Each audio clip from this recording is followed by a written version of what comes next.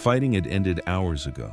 Across the battlefield, shattered shields lay half buried in the mud while broken spears leaned at strange angles against the earth. Wounded survivors searched silently among the fallen, and overhead, ravens circled through the smoke as if they already knew the outcome. Beyond the distant hills, the last defenders were retreating toward the safety of their villages, leaving another defeat behind them. For rulers across medieval Europe, scenes like this became disturbingly familiar. Time after time, Viking warriors appeared where no one expected them. Time after time, armies gathered to stop them, only to watch their plans collapse. Some defenders possessed larger forces. Others fought on ground they knew well. Many had received warnings days before the attack and believed they were fully prepared. Yet the result often changed very little. The Vikings walked away victorious. For centuries, historians searched for a simple explanation. Some believed their longships made the difference. Others pointed to superior weapons or unmatched courage. Many argued that fear alone won battles before they even began. Each theory explained part of the story, but none explained it completely. The greatest strength of a Viking army was never a single weapon. It was the men who stood beside one another when the fighting began. Unlike many medieval forces that were assembled only when danger appeared, Viking warbands were built long before a campaign ever started. Their warriors shared voyages across dangerous seas, endured harsh winters together, celebrated victories in the same halls, and survived battles that forged lasting trust. Loyalty was not simply expected. It became the foundation on which every successful expedition depended. Leaders rewarded faithful followers with wealth, influence, and opportunities to build their reputations. In return, experienced warriors offered something far more valuable than numbers alone. They brought discipline, confidence, and an understanding of one another that could not be created in a few weeks of preparation. Every man's reputation reflected the strength of the group, while the strength of the group depended upon every individual standing within it. That bond became one of the Vikings' greatest advantages. A warrior rarely entered battle surrounded by strangers. He fought beside men whose courage he already knew, whose decisions he understood, and whose lives had become closely connected to his own through years of shared experience. While many medieval armies relied heavily on temporary levies with little time to train together, Viking leaders could often depend on followers who already knew how to move, react, and fight as a single unit. It was an advantage that could not be measured by counting soldiers or comparing weapons. But it appeared again and again on battlefields throughout Europe, and it marked only the beginning of a much larger story. Because Viking victories were never built upon a single advantage. They were the result of a system that transformed relatively small groups of determined warriors into one of the most effective fighting forces of the medieval world. To understand why Viking warriors proved so difficult to defeat, we first have to understand who they really were. Popular culture often imagines enormous Viking armies appearing without warning, sweeping across Europe like an unstoppable force. The historical reality was far more complex. At the heart of almost every successful campaign stood a much smaller organization known as the warband, and it was this close-knit group that formed the foundation of Viking military strength. Imagine stepping inside a Viking longhouse in the middle of winter. Firelight flickers across timber walls, blackened by years of smoke. Shields and weapons hang overhead while experienced warriors sit together, recalling past expeditions. Younger men listen carefully, absorbing lessons that cannot be learned from training alone. Outside, the frozen landscape lies silent. Inside, the next voyage is already taking shape. These gatherings created relationships that extended far beyond the battlefield. A successful leader was expected to offer protection, reward loyalty, and create opportunities for his followers to gain wealth and honor. In return, his warriors pledged their service, not simply because they were ordered to fight, but because their future was tied to the success of the entire group. Victory benefited everyone. Failure endangered everyone. That difference changed the way Viking warriors approached combat. Most men were not fighting only for a distant ruler or an abstract kingdom. They were fighting for companions who had stood beside them for years, for leaders who had earned their loyalty, and for the reputation they hoped to build through future expeditions. Every successful campaign increased both their wealth and their standing within the community, giving them powerful reasons to remain disciplined, even under enormous pressure. When larger campaigns began, individual warbands did not disappear. Instead, they combined with other experienced groups under respected commanders, creating larger armies capable of operating across entire kingdoms. The famous Viking forces that campaigned in England were rarely single unified armies. More often, they were coalitions of smaller warbands that already possessed their own leaders, traditions, and battlefield experience. This flexibility became one of their greatest strengths. Small groups could move quickly, striking isolated targets before disappearing again. When greater numbers were required, several warbands could unite into a much larger force without abandoning the close relationships that made each group effective. The same warriors who carried out swift coastal raids could later participate in prolonged military campaigns against powerful kingdoms. Every expedition added new experience. Every battle revealed new lessons. Every victory strengthened confidence and sharpened the skills of the men who survived. Unlike many opponents who spent most of their lives farming or managing estates, experienced Viking warriors often returned to military expeditions year after year. Their education came from real campaigns rather than formal training, and each successful voyage made the next one even more dangerous for those who stood against them. Before long, success began feeding upon itself. Victories created experienced warriors. Experienced warriors won more victories, and across Europe, their enemies were beginning to understand that they were facing far more than ordinary raiders. If experience made Viking warriors formidable, mobility made them almost impossible to predict. Imagine a local ruler receiving urgent news before sunrise.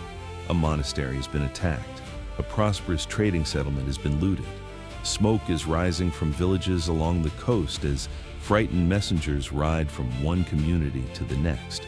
Church bells ring, warning horns echo across the countryside, and local commanders rush to gather every available fighting man before the situation grows even worse.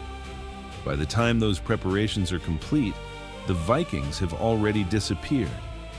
This pattern repeated itself across Europe for generations.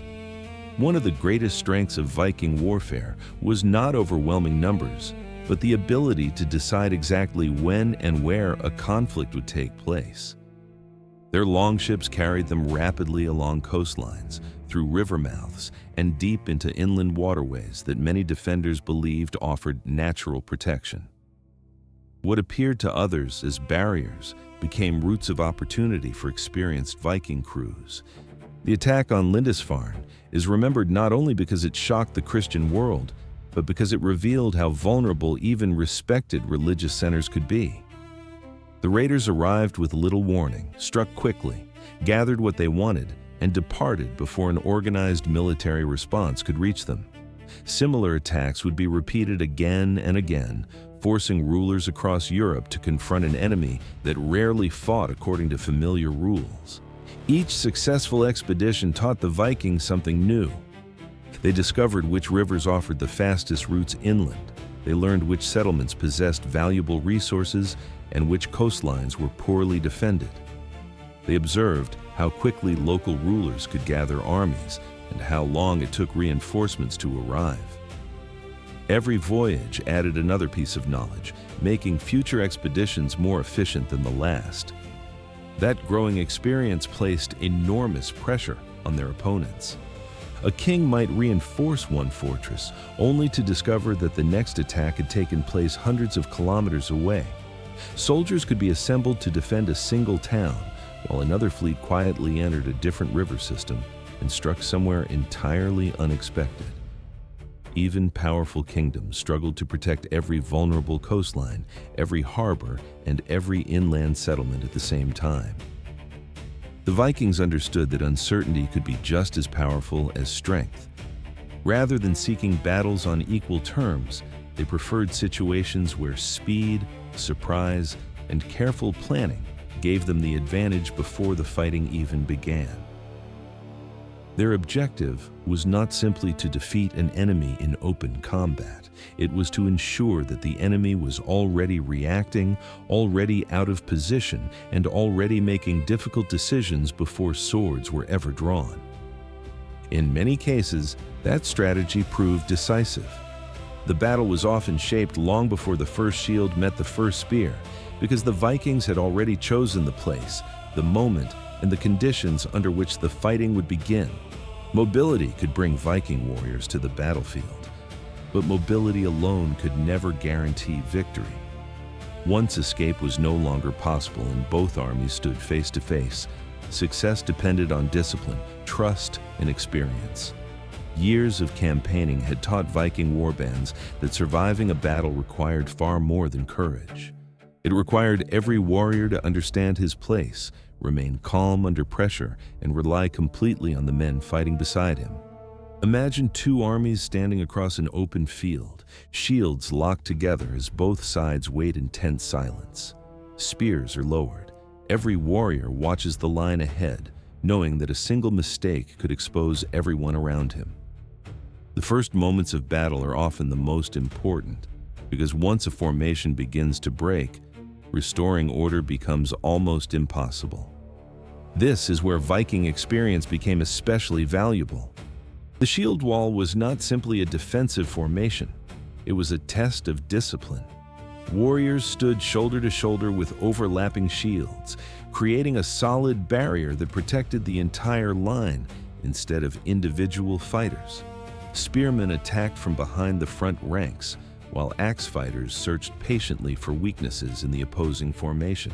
Every movement depended upon cooperation, and every warrior trusted the men beside him to hold their position, no matter how fierce the fighting became. That level of coordination rarely appeared by chance. Many Viking warriors had trained together, sailed together, and survived previous campaigns long before entering the next battle. They already understood how their companions reacted under pressure. They knew when to advance, when to hold their ground, and when to exploit a brief opening in the enemy's line. Temporary levies, gathered only weeks before a campaign, often struggled to achieve the same level of coordination. The Vikings also understood that choosing the battlefield could be just as important as fighting upon it. Whenever possible, they avoided giving their opponents favorable conditions.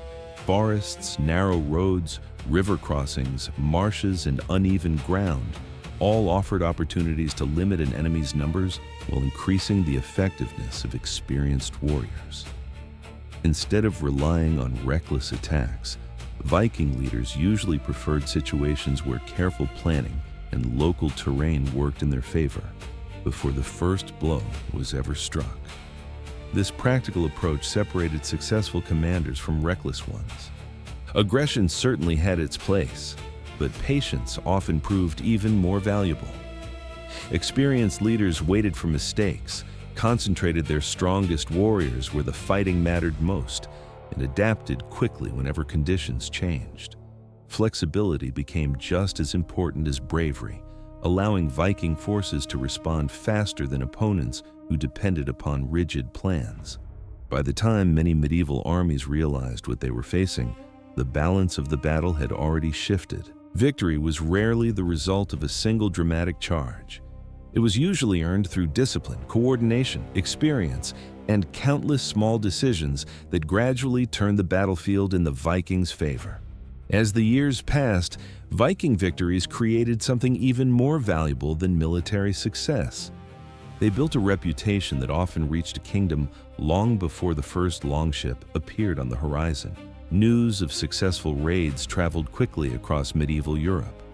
Merchants carried the stories from one market to another, Monks recorded them in their chronicles. Travelers repeated them wherever they went, and with every new campaign, the legend of the Viking warrior continued to grow. Before long, fear became one of the Vikings' greatest advantages. Communities prepared for attacks that had not yet happened. Coastal settlements strengthened their defenses. Local rulers gathered soldiers at the first rumor of approaching ships, never knowing where the real attack might occur. In some cases, that uncertainty proved almost as damaging as the raids themselves, forcing kingdoms to spend enormous resources defending places that were never actually threatened. Many rulers eventually reached a difficult conclusion. Fighting every Viking expedition was expensive, unpredictable, and often unsuccessful. Negotiation sometimes appeared to be the safer choice. Large payments of silver were offered in exchange for peace, allowing Viking leaders to leave without further destruction. Those payments financed future expeditions, strengthened experienced warbands, and reinforced the growing belief that confronting the Vikings could cost far more than avoiding them. Their reputation, however, was never built on fear alone. It rested upon years of consistent success. Again and again, Viking forces demonstrated that they could travel extraordinary distances, adapt to unfamiliar environments, and overcome opponents who often possessed greater numbers or stronger defensive positions. They were not invincible, but they repeatedly proved themselves capable of succeeding under conditions where many other armies would have failed. Their influence reached far beyond the battlefield. Kingdoms reorganized their defenses. Fortified towns became more common. River crossings were protected, coastal watch systems improved, and military planning evolved in response to the Viking threat. Across Europe, rulers were forced to rethink how they defended their territories because the old methods no longer provided enough protection. The Vikings did not win every battle. They lost experienced leaders. They suffered costly defeats. Some campaigns ended in failure, reminding everyone that they were far from unstoppable. Yet those setbacks never erased the achievements that had already reshaped medieval Europe. People remembered the Vikings because they appeared where nobody expected them. They remembered them because they crossed seas, rivers, and kingdoms that many believed impossible to reach. Most importantly, they remembered them because relatively small groups of disciplined, experienced warriors repeatedly forced powerful kingdoms to change the way they prepared for war. Their ships carried them across vast distances. Their leaders gave them purpose. Their tactics provided the advantage. But beneath every successful campaign stood the same foundation that had shaped Viking warfare from the very beginning: the warband. A close brotherhood built on loyalty, trust, experience, and discipline that helped transform Viking warriors into some of the most respected and formidable fighting men of the medieval world.